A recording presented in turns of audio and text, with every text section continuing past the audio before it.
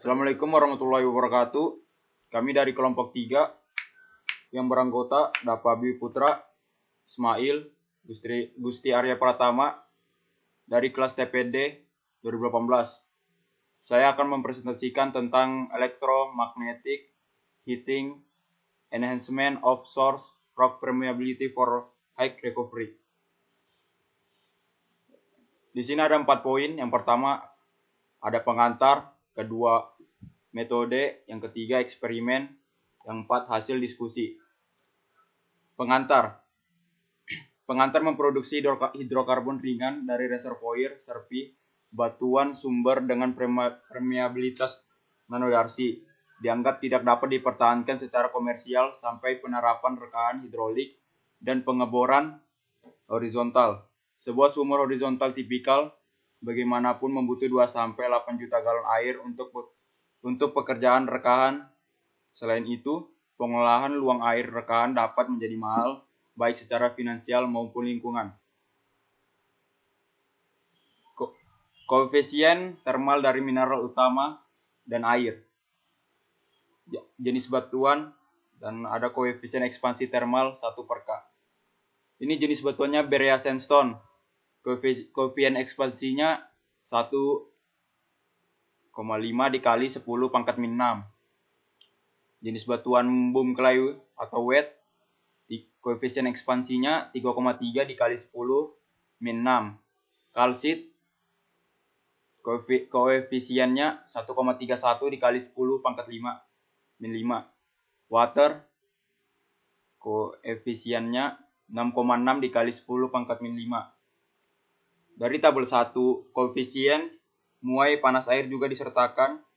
Ini 5 lebih besar dari kalsit dan lebih dari 40 kali lebih besar dari batu pasir Berea. Pada batuan berpori konvensional dengan permeabilitas yang besar, air dapat dengan mudah mengalir saat dipanaskan.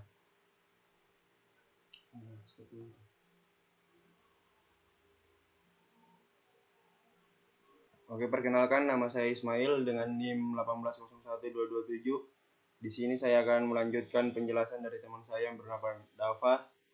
Di sini saya akan menjelaskan poin kedua, yaitu metode. Metode teoritis pada bagian ini, tekanan air pori yang dihitung pada gambar 1 hanya valid jika batuan tetap utuh. Pada tekanan air pori kritis, batuan gagal dan memungkinkan air mengalir. Akibatnya teori saat ini tidak berlaku lagi. Nah, di sini ada gambar. Nah, gambar 1 ini elevasi tekanan air pori yang bergantung pada suhu dalam batuan yang rapat untuk kandungan air yang berbeda. Nah, di sini ada gambar kedua, distribusi tegangan dekat pori elips dengan panjang sumbu minor A dan sumbu utama B dalam medium 2 dimensi tak hingga di bawah tegangan pembatas medan jauh sigma T. Tekanan pori di dalam pori adalah PW. Untuk kasus yang ditujukan pada gambar 2, tegangan tangensial terkecil dan terbesar sigma masing-masing terjadi di titik A dan B. Perhatikan bahwa arah tegangan positif berada pada arah tekan.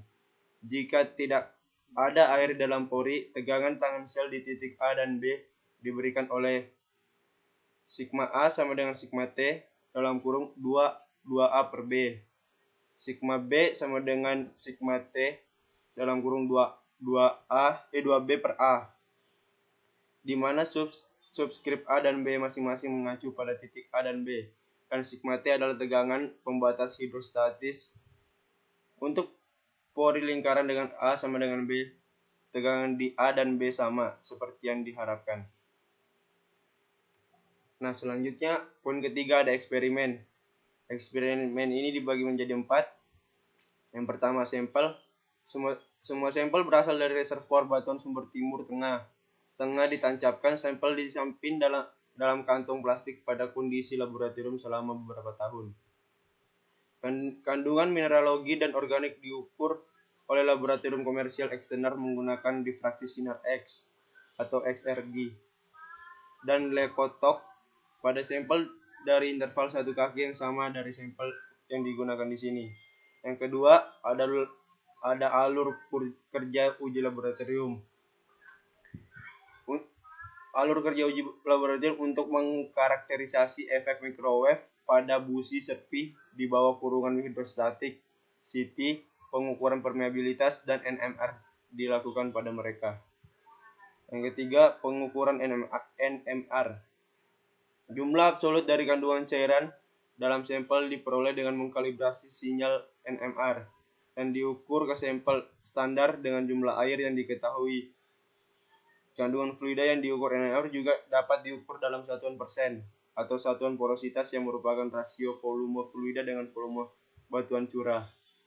Yang terakhir, pengukuran permeabilitas. Permeabilitas matriks dan permeabilitas fraktur dari busi batuan sumber diukur secara bersamaan menggunakan metode Aramco Nanopermeameter atau ANP yang baru dikembangkan. ANP menggunakan metode peningkatan permeabilitas peluruhan pulsa. Sistem laboratorium ANP terdiri dari pemegang inti dengan reservoir gas hulu dan hilir. Oke, sekian penjelasan dari saya. Dilanjutkan oleh teman saya yang bernama Gusti.